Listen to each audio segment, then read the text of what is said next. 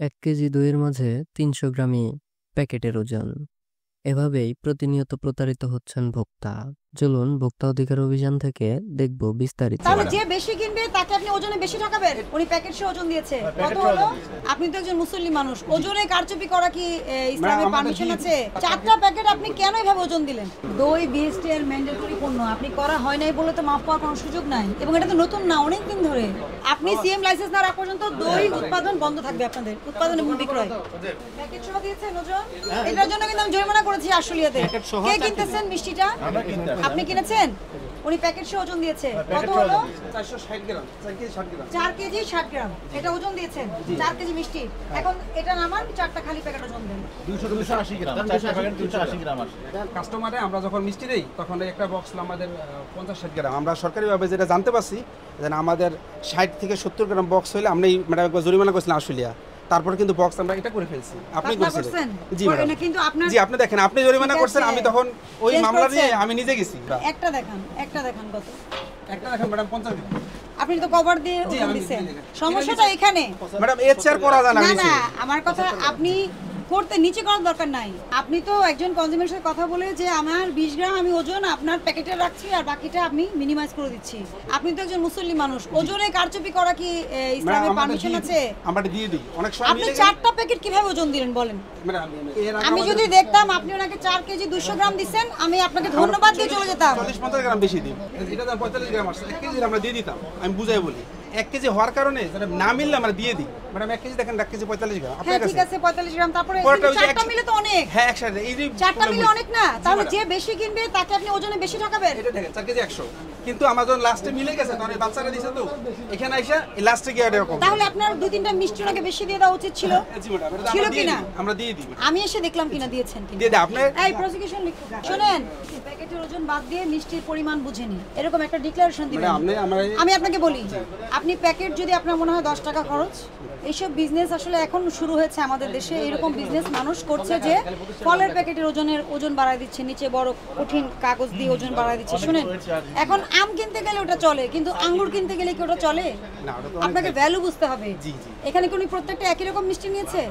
বলতে পারবো না, আমাদের 4 কালার 4টি মিষ্টি, 4 রকমের 4টা মিষ্টি, এক একটা কেজি পার্থক্য আছে। তাহলে আপনি কিভাবে এটা জাস্টিফাই করলেন? 500 টাকার উপরে যেটা, আপনি কিভাবে জাস্টিফাই করবেন এটা বলেন? এই জন্য বলতে হয় এখানে যে প্যাকেটের ওজন বাদ দিয়ে মিষ্টির ওজন বুঝে নিন। প্যাকেটের খরচ আপনার ব্যবসার খরচ থেকে আপনি এটাকে, আপনি কিন্তু মিষ্টির মূল্য আপনি নির্ধারণ করেছেন, আপনি করেছেন না? সরকার কি রেট দিয়ে দিয়েছে? না। তাহলে আপনি মিষ্টির মূল্য নির্ধারণ করেছেন আপনি নিজে। আপনার লাভ লস সবকিছু মিলিয়েই তো করেছেন, সব মিলিয়ে করেছেন না? তাহলে আপনি কেন এই প্যাকেটটা নিয়েই মাথা ঘামাচ্ছেন যে প্যাকেটটার দাম 10-20 টাকা, এটাই আপনার ব্যবসার মূল উদ্দেশ্য? এটা কি হতে পারে? আপনি যদি এটা মোটাও থাকে প্রোটেকশনের জন্য, আপনি ওজনটা বাদ দিয়ে দিবেন। এটার নিচে আর আমরা করতে পারতাছি না। আমি বলেছি আপনাকে ওজনটা বাদ দিয়ে দিবেন। উনি কিন্তু দেখেন আপনার কাছে 4 কেজি মিষ্টি নিয়েছে এবং 500 টাকার উপরেও নিয়েছে। তাহলে আপনার 4টা প্যাকেটের দাম কত পড়ে আপনি দেখেন। আপনি যা দিয়ে বানিয়েছেন তার চেয়ে 4 গুণ বেশি পড়ে। দেখো এটা আপনি ঠিক করবেন। ওনাদেরকে মিষ্টি ওজন নাই, মিষ্টি ঠিক করে দেন, যেটা সবচেয়ে দামি মিষ্টি ওটা বাড়িয়ে দিন। শুনেন, আপনি যদি শিখেন, এটা আমাদের সার্থকতা, ভোক্তাদেরকে ঠকানো যাবে না। আপনি এখানে ওজনটা যে আপনি প্যাকেটের ওজন বাদ দিয়ে মিষ্টি ওজন বুঝে নিন। এটা কিন্তু একজন ভোক্তা নিজেকে অনেক প্রতারিত অনুভব করে যখন প্যাকেট সহ ওজন দেন। সিএম লাইসেন্স ছাড়া দই রাখা যাবে না। আপনি সিএম লাইসেন্স না রাখা পর্যন্ত দই উৎপাদন বন্ধ থাকবে, আপনাদের উৎপাদন এবং বিক্রয়। এর বাইরে আমি কিছু বলতে পারবো না তো আপনাকে। আমি আইনের না আপনি সিএম লাইসেন্স হওয়া ছাড়া বিক্রয় বন্ধ থাকবে। আপনি আমার কথা বুঝছেন? যতজন আসবে অতবার আপনাকে জরিমানা করবে। আপনি জরিমানা দিবেন, তার চাইতে সিএম লাইসেন্স করা সহজ। আপনি কালকেই যাবেন বিএসটিআই সকালবেলা, দইয়ের স্যাম্পল নিয়ে যাবেন, প্রসিডিউর জানবেন, সবার জন্য এক নিয়ম। না আমি এটা বলবো না, ভালো একটা লিংক করাই দেন, আমরা অফিসে গেলে অনেক হেনস্থা। লিংকের কিছু না, আপনি যান, আমার নাম্বারও আছে, বিএসটিআই যাবেন, কি বলবেন যে দইয়ের সিএম লাইসেন্স করব, এটা রেট সরকার নির্ধারিত। আপনি বিএসটিআই ওয়েবসাইটে গেলে জানতে পারবেন। আপনি যান, যে সহযোগিতা না পেলে আমাকে ফোন দিন, ঠিক আছে? হ্যাঁ, নাম্বার দিয়ে যাব। এই কাগজ লিখছো? আমি সতর্কতামূলক আপনাকে 5000 টাকা জরিমানা করলাম। এটা কোনো জরিমানা না, আপনি শিখেন। আর ওজনে আর কখনোই যেন জিনিস না দেখি। এটা আমি বলে দিছি ম্যাডাম। আর সিএম লাইসেন্স ছাড়া আপনি দই বিক্রয় করবেন না। কালকে থেকে আপনার দই বিক্রয় বন্ধ যতদিন না সিএম লাইসেন্স আসে। এই জন্য আমি জরিমানা কম করেছি আপনাকে। কালকে থেকে আপনার দই বন্ধ, বিক্রয় বন্ধ, মনে থাকে যেন। আপনাকে বুঝতে হবে যদি শিখেন তাহলে ভালো, আর নাহলে পরের বার আসলে কিন্তু আমি হাইস্ট পেনাল্টি দিব, সর্বোচ্চ জরিমানা করব। সর্বোচ্চ খুচরা বিক্রয় মূল্য এই যে এইগুলো থাকতে হবে সব, সিএম লাইসেন্সে বলা আছে।